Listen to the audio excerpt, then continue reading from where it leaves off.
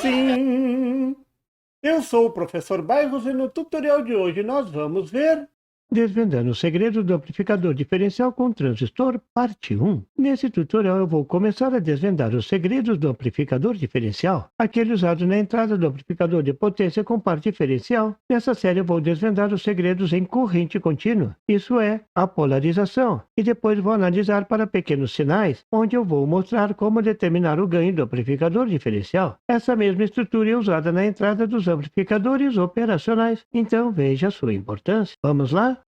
Um circuito típico de um amplificador diferencial com transistores é mostrado na figura. Eu vou desenhar como aparece na maioria dos amplificadores, usando transistores PNP. Parece que a gente vai ter que ficar de cabeça para baixo para entender esse circuito, mas não precisa tanto. É só acertar o sentido das correntes e não teremos dificuldades para entender a polarização. Outro detalhe é que a fonte de alimentação é simétrica, VCC para o positivo e VEE para o negativo. A tensão entre os dois emissores é de extrema importância, por isso já coloquei no diagrama, chamei de VE, só com uma letra E. Note que temos duas saídas, mas normalmente usamos somente uma.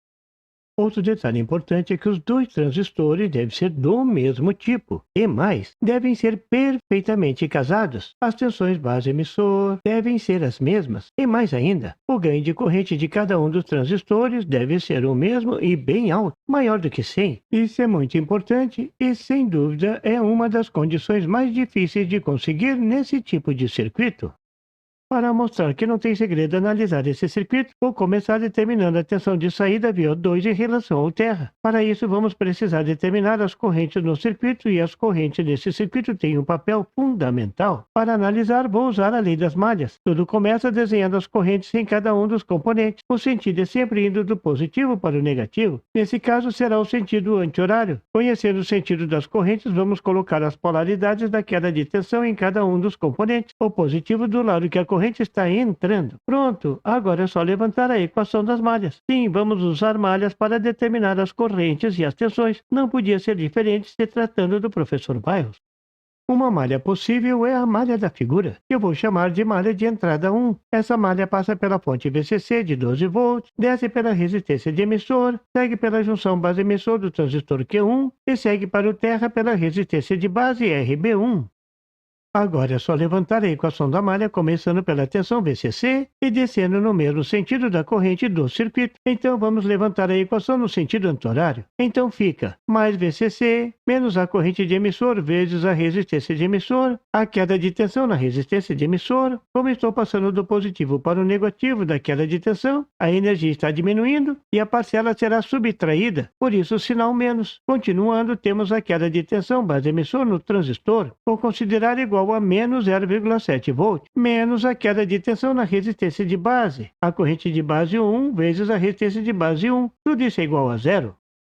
Aqui vamos ter uma simplificação importante. A corrente de base é muito menor do que a corrente de emissor. Isso porque o ganho de corrente do transistor é muito alto. Por isso, quanto mais alto, melhor. O normal aqui é usar transistor do tipo BC559, um transistor de ganho muito maior do que 100. Assim, vamos considerar a corrente de base igual a zero. Com isso, a parcela com a corrente de base some num passe de mágica. E veja como ficou simples a equação. Facilmente a gente tira o valor da corrente de emissor. E você pensando que ia ter um monte de matemática e complicações, nem imaginava que era tão simples.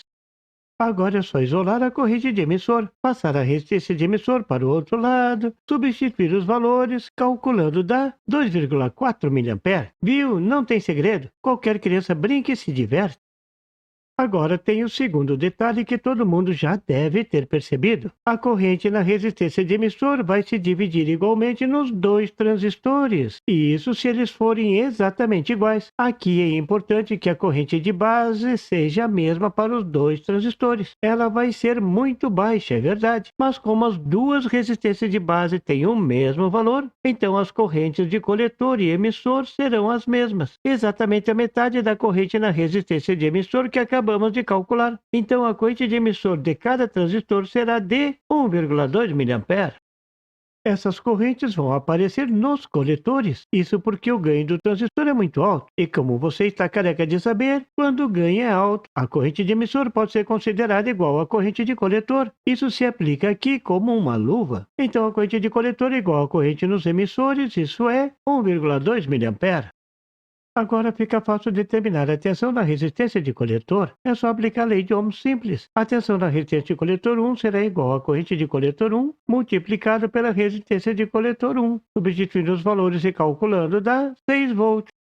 E agora, para finalizar, vou calcular a tensão de coletor em relação ao terra. O que muda? Só o sentido da malha. Veja minha sugestão para a malha. Nesse caso, vou determinar a tensão no coletor 2, que é a mesma para o coletor 1. A malha passa pela tensão de alimentação VEE. Vou desenhar as tensões como fontes com a polaridade e tudo mais. Assim facilita levantar a equação. Inclusive a tensão VC. A tensão de coletor, eu vou desenhar como uma fonte com o positivo para o coletor e o negativo para o terra. Observe que a fonte de tensão VEE está com o positivo para o terra. Claro, ela é uma tensão negativa. A nossa missão é determinar a tensão na fonte da tensão de coletor, o VC. Vou levantar a equação seguindo no mesmo sentido da corrente na resistência, sentido anti-horário. A equação fica, vou começar pela tensão de coletor VC, mais VC, menos a corrente de coletor 2 vezes a resistência de coletor 2, mais VE, tudo isso igual a zero. Isolando a tensão de coletor, passando o resto para o outro lado da igualdade, trocando a operação, substituindo os valores, note que a corrente de coletor 2 vezes a resistência de coletor 2 é exatamente a tensão na resistência de coletor 2 que calculamos há pouco, que é igual a 6 volts. Veja o que acontece, calculando a tensão de coletor VC, fica igual a menos 6 volts. Isso mesmo, a tensão no coletor dos transistores em relação ao terra é negativa. Por isso, o circuito do amplificador seguinte, o VAS, tem que ser ligado em relação ao barramento da tensão negativa, em paralelo com a resistência de coletor. Você já deve ter se perguntado por que o pessoal não ligava o emissor no terra. Agora você já sabe o porquê. Você viu nesse tutorial como o par diferencial é simples em corrente contínua. Esse conceito é usado para polarizar os transistores do par diferencial. Se você entendeu esse tutorial, não terá dificuldade de polarizar um circuito amplificador com par diferencial. Claro que isso veremos no próximo tutorial dessa série. Bom proveito e até lá! E por favor, se você não é inscrito, se inscreva e marque o sininho para receber as notificações do canal. E não esqueça de deixar aquele like e compartilhar para dar uma força ao canal do Professor Bairros. E não tem site? Tem sim! É www.bairrospd.com. Lá você encontra o PDF e tutoriais sobre esse e outros assuntos da eletrônica. E fique atento ao canal do Professor Bairros para mais tutoriais sobre eletrônica. Até lá!